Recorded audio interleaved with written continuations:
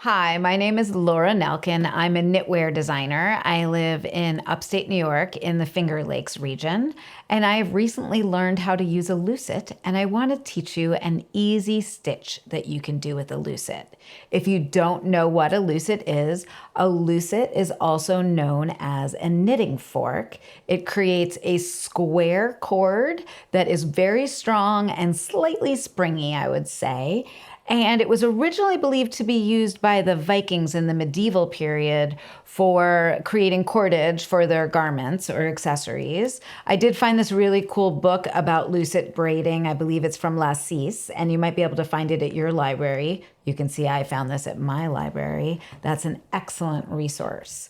So I want to teach you how to do an easy stitch that is a no twist stitch. And there's a setup to it, and then there's two stitches where you're turning your lucet clockwise and counterclockwise. And I'm just gonna jump right in and show you how to do that on the lucet. The first thing to do on your lucet is to look down and decide what is the front of your lucet. This lucet I had made for me by Katrinkles. So I'm gonna call the front the side that says Lola's Choice, which is my small knitted kit club. And then the other side that says Katrinkles is going to be the back side. So just keep that in mind. So with right side facing, I'm gonna take the end of my yarn, and I'm just working with scrap yarn right now to practice, and pull that through, leaving yourself a little tail. And now you're gonna take your working yarn coming off your ball, and you're gonna go around the right prong, in between the two prongs, and then in front of the left prong, in between the two prongs again, and then back in front of the right prong. And that is your setup. Pretty easy, right? Now you'll see that I'm going to take this end and kind of hold it in my fingers because it helps to have a little tension in it. And you also see that I'm holding the tail yarn with my finger back here. When you do the first two stitches, it just helps to have a little tension on there.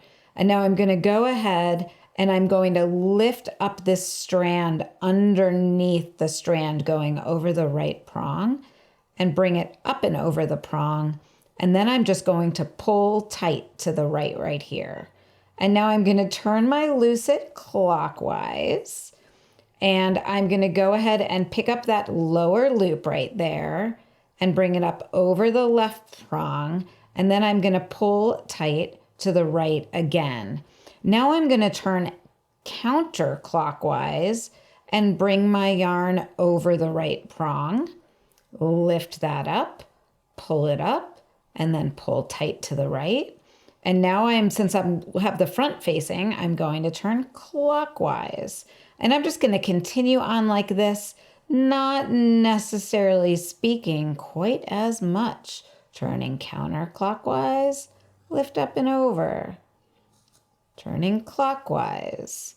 The trick is if the right side of the lucet is facing you, you'll turn clockwise, and if the wrong side is facing you, you'll turn counterclockwise. I think you'll find that the instructions are hard to read, but once you see me doing this, it is very, very easy, and it's rhythmic and mesmerizing, not memorizing, mesmerizing, and I can just sit and do it for a long time. If you have any kids around your house, they might have a really fun time playing with your lucet too. Make sure you know where they put it if you want to find it to play with it again.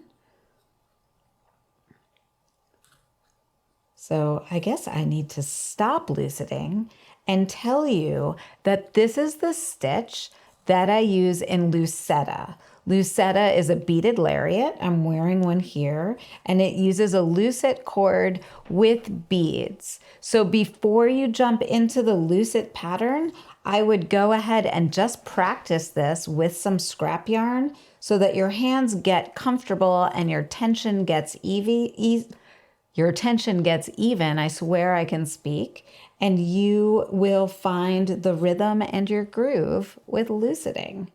Please let me know if you have any questions in the comments. I'm happy to help you. Feel free to subscribe to my channel if you want to hear about more informative videos like this. Have a great day.